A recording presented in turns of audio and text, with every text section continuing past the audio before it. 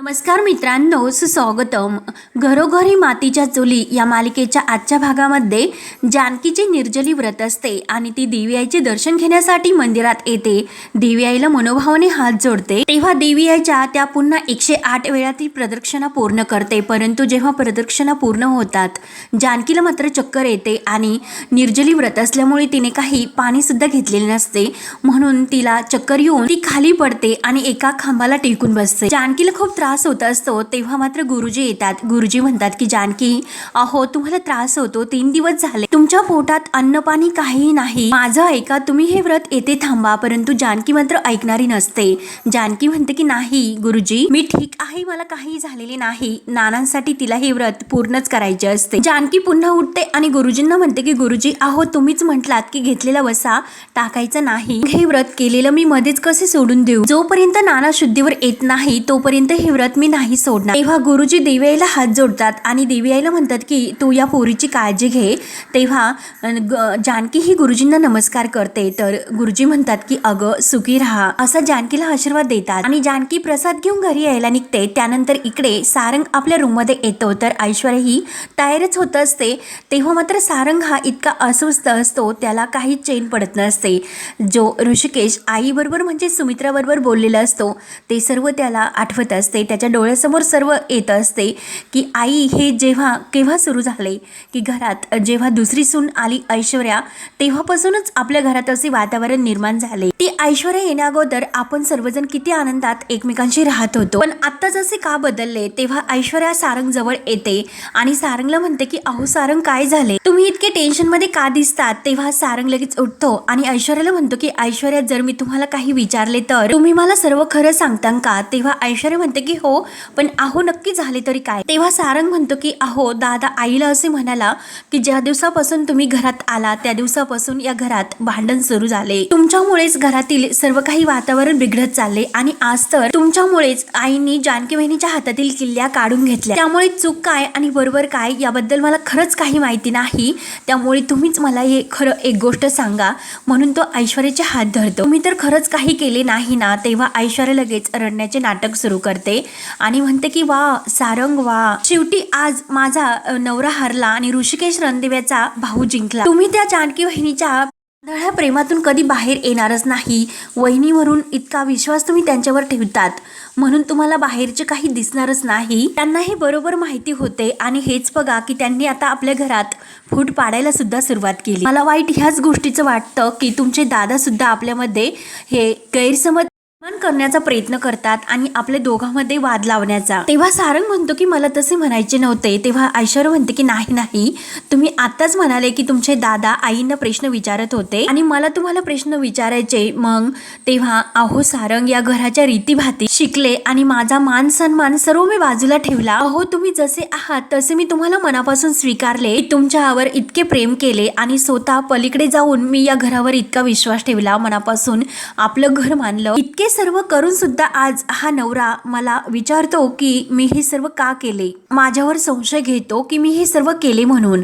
तेव्हा सारंगला खूप वाईट वाटते. सारंग म्हणतो की अहो ऐश्वर्या, मी तुमच्यावर संशय नाही घेत. ऐश्वर्या तर मुद्दाम रागवण्याचे नाटक करते की कमाल आहे, ठीक आहे, सर्वजण माझ्यावर आरोपच करतात, करा, बोला, मला तुम्ही, सगळं काही मीच करते, मीच केलं, मीच वाईट आहे, मीच नानांना ढकलले, मीच नानांच्या खोलीत साप ठेवला, मीच सर्व काही करते. म्हणून ऐश्वर्या खूप असे रागवण्याचे नाटक करते आणि खूप असा तमाशा करत असते. रडण्याचे खूप मोठ्याने नाटक करते की घराचं वाटोळ सुद्धा मीच केलं, सर्व काही आहे ते सर्व मीच केलं. आणि नाही सारंग, आता तर आपण बोलतोच, विषय तर तुम्ही काढलाच, अजून काही आरोप तुम्हाला माझ्यावर करायचे असतील तर ते करून घ्या, काय असेल ते बोला. आणि लगेच मोठमोठ्याने रडायला सुरुवात करते. तेव्हा सारंगला तर खूप वाईट वाटते आणि तो म्हणतो की अहो खरंच माझ्या मनात असे काही नाही, माझा तुमच्यावर पूर्णपणे विश्वास आहे ओ ऐश्वर्या, मला माहिती आहे की तुम्ही असे नाही करणार, प्लीज ऐश्वर्या ऐकून घ्या. पण काय आहे माहिती आहे ना तुम्हाला, अहो जानकी वहिनी असे काही करेल, खरंच माझे मन मानायलाच तयार नाही.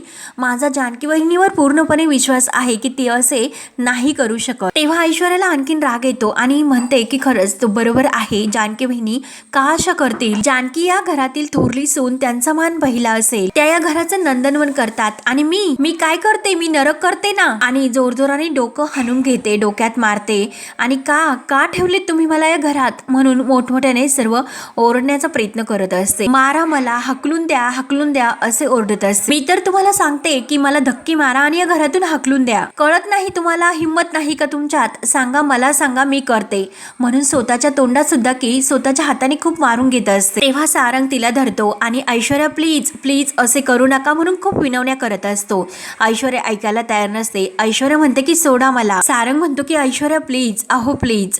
तेव्हा ऐश्वर्या रडतच म्हणते की नाही, अहो माझी लायकीच नाही या घरात राहण्याची. सर्वांना वाटते की मी या घरात आल्यापासून प्रॉब्लेम सुरू झाले, मग कशाला मी या घरात, म्हणून स्वतःचे डोकं इतकं स्वतःच्या हाताने झोडून घेते. मला या घरातून बाहेर काढा, मी कशाला मला या घरात ठेवता, बास झाले बास. आणि तिला इतका त्रास होतो असे दाखवते आणि परत म्हणते की मी इतकं प्रेम करते, मी तुमच्यावर इतकं प्रेम करते आणि तुम्ही माझ्यावर काय संशय घेता, असे नाटक करून श्वास जोरजोराने घेण्याचे नाटक करते. जसे असे सारंगला दाखवते की तिला खूप त्रास होतो म्हणून. सारंग मात्र बिचारा तिच्या या नाटकामध्ये पूर्णपणे फसून जातो आणि तो खूप विनवण्या करतो की ऐश्वर्या प्लीज, अहो तुम्हाला खूप त्रास होतो, तुम्ही प्लीज असे करू नका, बोलू नका, शांत व्हा. ऐश्वर्या जोरजोराने श्वास घेण्याचे नाटक तर सुरू करत असते आणि मला काढून टाका, मला या घरात नाही राहायचे असे वारंवार तेच बोलत असते. तेव्हा मात्र सारंग खूप घाबरतो. ऐश्वर्या, अहो तुम्हाला खूप त्रास होतो, तुम्ही शांत व्हा, थांबा, नेमकं काय करू आता. सारंगला काही कळत नाही. त्याची मात्र खूप अवस्था बिकट होते. घाईने तो ऐश्वर्याला पाणी पिण्यासाठी देतो. ऐश्वर्या, अहो थांबा. ऐश्वर्या पाणी घ्यायला तयार नसते. मला या घरात नाही राहायचे असेच अनेकदा म्हणते. सारंग जोराने ओरडतो की ऐश्वर्या प्लीज, माझं ऐकून घ्या, तुम्हाला त्रास होतो, पाणी तरी पिऊन घ्या. ऐश्वर्या त्याचा हात बाजूला करते की नाही सारंग, मला पाणी सुद्धा नकोय, मी तुम्हाला एक अट देते, त्या अटीवरच मी पाणी प्यायला तयार आहे. सारंग मात्र आपला बिचारा लगेच घाबरतो की ऐश्वर्या, अहो तुम्ही जी अट सांगताल ती मी मान्य करेल. तेव्हा ऐश्वर्या सारंगला म्हणते की इथून पुढे तुम्ही कुणाच्या सांगण्यावरून माझ्यावर असा संशय नाही घेणार. सारंग घाबरतच म्हणतो की नाही घेणार. अहो ऐश्वर्या तुम्ही पाणी प्या, तुम्हाला खरंच खूप त्रास होतो, माझ्यासाठी तरी तुम्ही पाणी प्या.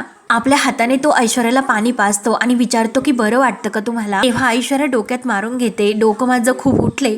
सारंग सुद्धा तिच्या डोक्यात जसे थापटल्यासारखे करत असतो. तेव्हा ऐश्वर्या म्हणते की खरंच सारंग, अहो मी काहीच केलेले नाही, माझ्यावर तुम्ही उगाच असा संशय घेऊ नका. अहो सारंग, मी काही केलेले नाही. आणि परत रडायला सुरुवात करते. सारंगने परत असे तिच्यावर संशय घ्यायला नको आणि सर्वांसमोर तिची बाजू घ्यायला हवी म्हणून ती हे सर्व असे खंबीर नाटक करते. आणि सारंगला म्हणते की अहो सारंग, माझं तुमच्यावर खूप प्रेम आहे, अगदी मनापासून. आणि त्याला मिठीत ओढते आणि सांगा तुम्ही खरंच माझ्यावर विश्वास ठेवताना. सारंग बिचारा भोळा लगेच तिच्यावर विश्वास ठेवतो. अहो ऐश्वर्या, तुमच्यावर विश्वास नाही ठेवणार तर कुणावर ठेवणार हो. तेव्हा मात्र ऐश्वर्या मनात त्याला जवळ घेते आणि मनात म्हणते की नशीब, हातातोंडाशी आलेलं पाणी, कसे बसे हातपाय मारून मी आज माझा जीव वाचवला. परंतु जानकी पण आता ऋषिकेश सुद्धा आईचे कान भरायला सुरुवात केली आणि त्यांचे हे बोलणे ऐकून हा डिफेक्टिव्ह पीस सुद्धा बिथरला. बापरे, आजी मला जसे सांगते की मी गाफील राहायला नको, हे जानकी आणि ऋषिकेश मला सिद्ध करण्याच्या अगोदर मला सर्व पुरावे नष्ट करावे लागतील. आणि सारंगला बाजूला करते आणि डोक्यात खरंच खूप मोठी चमक निघते. डोक्यात खूप त्रास होतो, डोकं दुखतंय असे नाटक करत सारंग तर खूप घाबरतो. ऐश्वर्या शांत व्हा, ही उशी घ्या आणि असे पाय वर घ्या म्हणून तो आपल्या हाताने ऐश्वर्याचे पाय व्यवस्थित करतो आणि तिला व्यवस्थित शांत राहून झोपायला लावतो. तेव्हा सारंग बिचारा आपला तिच्या ओशाशी सुद्धा खाली बसतो आणि तिचे पाय दाबायला सुरुवात करतो. ऐश्वर्याला मात्र हे सर्व बघून खूप आनंद होत असतो. त्यानंतर इकडे सुमित्रा ही सौमित्राला घेऊन एका मंदिरात आलेली असते, म्हणजे देवीच्या. आणि ते गाडीतून खाली उतरल्यानंतर सौमित्र विचारतो की आई, आता तरी सांगशील की तू मला अशी एकट्याला देवळामध्ये का घेऊन आलीस. तेव्हा सुमित्रा म्हणते की हो, अरे सर्व सांगते. आणि हे बघ, देवीच्या मंदिरात आहे, मी तुला जे काही सांगते ते खोटं नाही सांगणार, मला हे फक्त तुला सांगायचे होते म्हणून एकट्यात मी तुला घेऊन आले. तेव्हा सौमित्र विचारतो की आई नेमकं असे काय झाले. तेव्हा सुमित्रा म्हणते की अरे मला सारंग आणि ऋषिकेशच्या दोघांना सांगायचे नव्हते. सौमित्र म्हणतो की आई असे काय होते आणि त्यांना काय सांगायचे नव्हते. सुमित्रा म्हणते की अरे सौमित्र, मला हल्ली आपल्या घरात शांत नाही वाटत, घरातल्या त्या कल्लोळात डोकं फक्त भनभिन म्हणते. अरे बघतोयस ना तू, घरामध्ये रोज नवीन एक वादळ येते आणि घरातील हे वातावरण मला खरंच सहन होत नाही. घरामध्ये इतकी माणसं आहे तरी सुद्धा मला खूप एकटं वाटतं आणि तुझ्या नानांची तब्येत जर बरी असती तर खरंच त्यांच्याकडेच माझं मन मोकळं केलं असतं, परंतु त्यांची तब्येत तर बरी नाही, तू हे बघतोस. मला त्यांची खूप काळजी वाटते आणि आता तू आल्यापासून खरंच मला घरामध्ये खूप बरे वाटते. तू कुठेही जायचे नाही, आमच्या जवळच राहायचे. तेव्हा सौमित्र तर विचारातच पडतो. तेव्हा मात्र लगेच सौमित्र परत मागे वळते आणि म्हणते की अरे सौमित्र, चल ना, तू कसला विचार करतोस. सौमित्र म्हणतो की आई, मला तुला काहीतरी सांगायचे होते, म्हणजे इनफॅक्ट मला तुला काहीतरी विचारायचे. अवंतिका एकटी आहे त्यामुळे मी असा विचार करत होतो. तेव्हा लगेच सुमित्रा म्हणते की तुला जायचे ना. अरे का रे, तू सुद्धा असं वागतो. ऋषिकेश, सारंग त्यांच्या बायकांचा विचार करतात, मग माझा विचार कोण करणार. निदान तू तरी विचार कर. नको जाऊ, तू तरी थांब ना आमच्या जवळ. सौमित्र म्हणतो की आई, अगं मला थांबायचे होते, परंतु अवंतिकाची तब्येत थोडी डाऊन आहे आणि त्यात ती एकटीच आहे म्हणून मी म्हंटल. तेव्हा सुमित्रा म्हणते की ठीक आहे, जा तू. आईचा विचार मात्र कोणीच करू नका. तेव्हा सुमित्राला वाईट वाटते. तर सुमित्र म्हणतो की अगं आई, तू असं विचार नको करूस. मी लवकरच परत सुद्धा येईल आणि नानांची काळजी घेण्यासाठी घरात तर खूप लोक आहेत, त्यात तू सुद्धा आहे आणि जानकी वहिनी सुद्धा. आणि लगेच तो बोलायचे बंद करतो आणि सुमित्राकडे बघत असतो. तर सुमित्रा लगेच रागाने सौमित्राकडे बघते आणि सौमित्र परत म्हणतो की आई, तूच जानकी वहिनीला नानांच्या रूम मध्ये जाण्यासाठी सुद्धा अडवले. तेव्हा सुमित्रा म्हणते की अरे तूच राहिला होता, तू सुद्धा तिचीच बाजू घे. अरे घरात कोणीतरी माझ्या बाजूने विचार करा. 2-2 सुना असून माझी ही गत झाली, मग मला या घरामध्ये कशी शांती मिळेल. म्हणूनच मला असे वाटत होते की माझी तिसरी सून जर माझ्या जवळ असती, मला जरा आधार मिळाला असता. आणि सौमित्राला म्हणते की अरे सौमित्र, ही कल्पना खरंच किती चांगली आहे रे. तू एक काम कर, तू अवंतिकाला घेऊन आपल्याच घरी ये. सौमित्र म्हणतो की अगं आई पण. तेव्हा सौमित्र म्हणते की अरे अवंतिकाला बरं नाही म्हणून तू तिला भेटायला जाणार होता, त्यामुळे तू एक काम कर, तू अवंतिकाला घेऊन आपल्याच घरी ये. तीच माझी काळजी घेईल आणि ती आपल्या घरी आल्यानंतर मला सुद्धा तिचा खूप मोठा आधार वाटेल आणि मी सुद्धा तिची काळजी घेईल. तेव्हा सौमित्र म्हणतो की अगं आई पण. तेव्हा सुमित्रा ऐकायला तयार नसते आणि ती सौमित्राचा हात हातामध्ये धरते आणि तू मला एक वचन दे, देवीच्या दारात आहोत आपण, की तू अवंतिकाला घेऊन लवकरात लवकर आपल्या घरी येशील. तेव्हा सौमित्र म्हणतो की आई, मी तुला वचन देतो की लवकरात लवकर मी अवंतिकाला घेऊन आपल्या घरी नक्की येईल. तेव्हा तो सुमित्राच्या हातात हात देतो. तेव्हा तिच्या जीवाला खूप मोठा आधार मिळतो आणि सुमित्राला म्हणतो की आई चल आता दर्शनासाठी आज जाऊयात. तेव्हा सौमित्र आणि सुमित्रा हे आतमध्ये येत असतात आणि पलीकडच्या ज्यामध्ये फुलांच्या माळा लावलेल्या असतात तर त्या साईडने जानकी ही तेथून मंदिरातून गेलेली असते. तर ती जात असताना सौमित्राचे तिच्याकडे लक्ष जाते आणि तो वळून जानकीकडे बघत असतो. तेव्हा मात्र गुरुजी हे बघत असतात आणि सौमित्र आतमध्ये येतात. तर गुरुजी म्हणतात की नमस्कार सुमित्रा ताई, कशा आहात तुम्ही असे विचारतात. तर सुमित्रा नमस्कार घालते. गुरुजी विचारतात की नानासाहेब बरे आहेत ना. आता जानकी देवी आईचं दर्शन घेऊन गेली. तेव्हा सुमित्रा बाहेर पाहते तर खरंच तिला जानकी समोर दिसते जात असताना.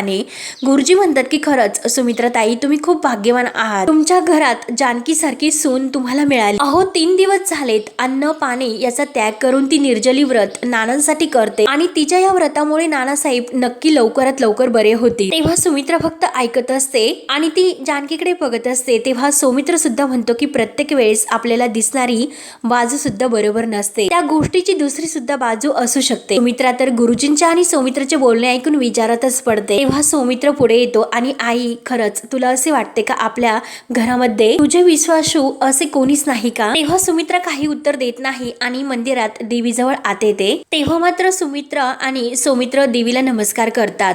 त्यानंतर इकडे ऐश्वर्या घरी मात्र गुपचूप ही ती साडी घेऊन येते आणि माझ्यावर जे काही संशय आहे ना त्याचा हा एकमेव पुरावा आहे आणि ह्या नक्की मी आता अबोली रंगाची साडी मी एकदा तुझ्या कपाटात जर ठेवली ना, मग ह्या घराची सत्ता लवकरच माझ्या हातात येईल. आणि आपल्या हातात ती अबोली कलरची साडी तिने आणलेली असते आणि जानकी माय फूट तू घराच्या बाहेर. तेव्हा ती जानकीचे कपाट उघडणार तोच लगेच जानकी मागून येते आणि जानकी म्हणते की ऐश्वर्या, तू इथे काय करतेस असे विचारते. तर ऐश्वर्या लगेच दबकते आणि परत लगेच जानकी समोर येते आणि जानकीला विचारते की काय ग, काय म्हणालीस तू. तेव्हा जानकी म्हणते की अगं ही खोली माझी आहे, तू इथे काय करतेस. हो नानांच्या खोलीत तर झाले, पण माझ्या सुद्धा खोलीत आता काही टाकायला आलीस की काय. तेव्हा जानकीचे ते ऐश्वर्याच्या हातात साडीची बॅग असते त्याकडे लक्ष जाते. तेव्हा जानकी विचारते की काय ग, काय आहे त्यात. तेव्हा ऐश्वर्या लगेच ती बॅग समोर धरते आणि यात विषारी साप. सोडू का तुझ्या अंगावर असे म्हणते. तेव्हा जानकीला हसू येते. जानकी हसून म्हणते की अगं सापाला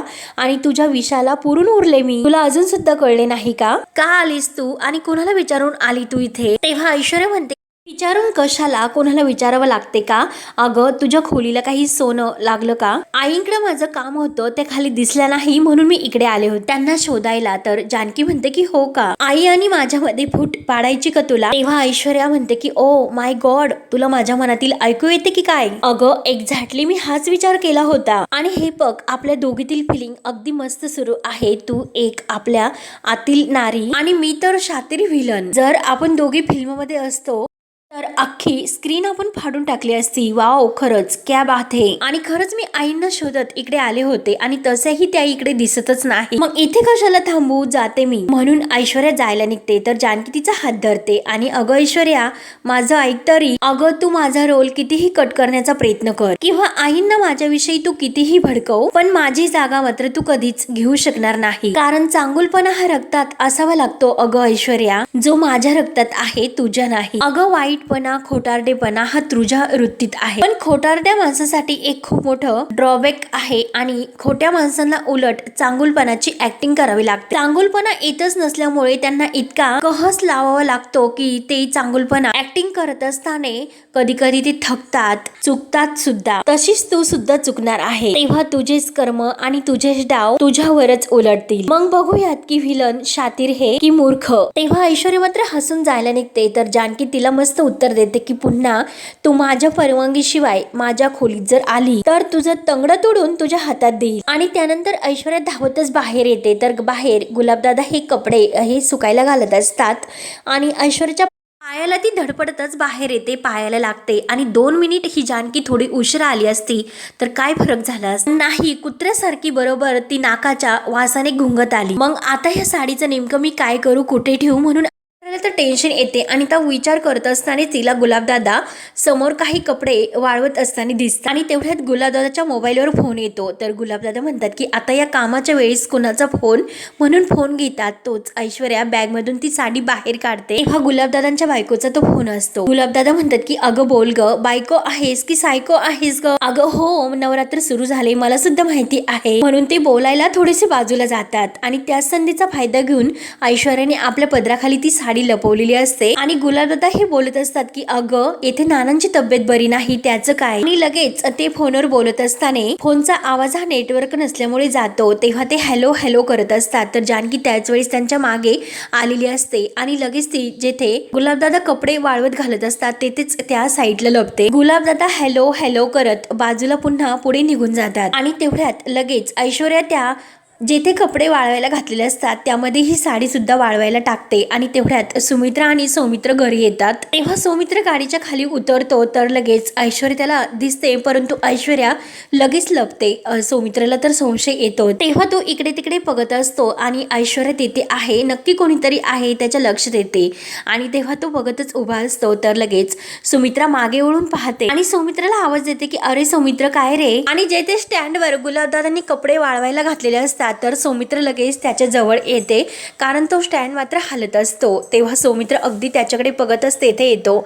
ऐश्वर्या तर पूर्णपणे घाबरून जाते. तेव्हा सुमित्रा विचारते की अरे सौमित्र काय झाले, तू तिकडे कशाला जातो? तेव्हा सौमित्र म्हणतो की आई अगं काही नाही, कुणाला तरी बघितल्यासारखं वाटतं. तेव्हा सुमित्रा म्हणते की अरे गुलाबच कपडे सुकून गेला असेल, चल तू ये आतमध्ये. तेव्हा सौमित्र मात्र इकडे तिकडे बघतच असतो आणि परत तो काही न दिसल्यामुळे निघून जातो. तेव्हा ऐश्वर्याच्या जीवात जीव येतो, कारण आज कशी ती वाचलेली असते. आणि परत उठून इकडे तिकडे पाहते आणि खुशून म्हणते की होईना बात, म्हणजे जी साडी मी लपवत होते तर जानकी स्वतःच्या हाताने ती साडी स्वतःच्या कपाटात ठेवेल आणि त्यावर मी आईंना सांगेल की आई अहो बघा बघा, जानकी बहिणी ही साडी नेसून घरात साप सोडणाऱ्या माणसाला भेटायला गेल्या होत्या आणि त्या माणसाला आपल्या घरात साप सोडण्यासाठी पैसे सुद्धा दिले. त्यामुळे ग जानकी तू बघतच राहा की तुझ्या या साडीमुळे मी आईंना कसे गुंडाळते. तेव्हा ऐश्वर्या खूपच खुश होते आणि आतमध्ये येते. तर सौमित्र आईला पाणी पिण्यासाठी आणून देतो. आईला विचारतो की आई अगं तुला देवळात जाऊन बरं वाटले का? तेव्हा सुमित्रा म्हणते की हो, अरे खरंच बरे वाटलं. सौमित्र विचारतो की आई मला तुझ्याकडून काहीतरी हवं आहे. तेव्हा सुमित्रा विचारते की अरे काय हवं. सुमित्र म्हणतो की आई मला तुझ्याकडून वचन हवंय. तर सुमित्रा विचारते की कसे आणि कोणते वचन. सुमित्र म्हणतो की आई जसे तू माझ्याकडून वचन घेतले अगदी तसे मी अवंतिकाला या घरात घेऊन यावे तसेच मला सुद्धा तुझ्याकडून वचन हवंय. तू जानकी वहिनीकडे जाशील आणि तिचं निर्जली व्रत तिला सोडायला सांगशील. तेव्हा सुमित्रा तर विचारात पडते आणि तिला राग येतो. तेव्हा हा वाक्य ते संपतो. पुढील भागामध्ये ऐश्वर्याने जी साडी ऐश्वर्याने तिकडे कपड्यामध्ये सुकायला घातलेली असते आणि ती साडी जानकीने मात्र ऐश्वर्याच्या कपाटात नेऊन ठेवलेली असते. तेव्हा जानकी ऐश्वर्याला म्हणत असते की अगं माझी साडी नेसून साप सोडणाऱ्या माणसाला तू भेटायला गेली होती. मग ती साडी मी आईंच्या म्हणजे तुझ्या कपाटात नेऊन सुद्धा ठेवली आणि आईंना सुद्धा मी दाखवणार आहे की नक्की ती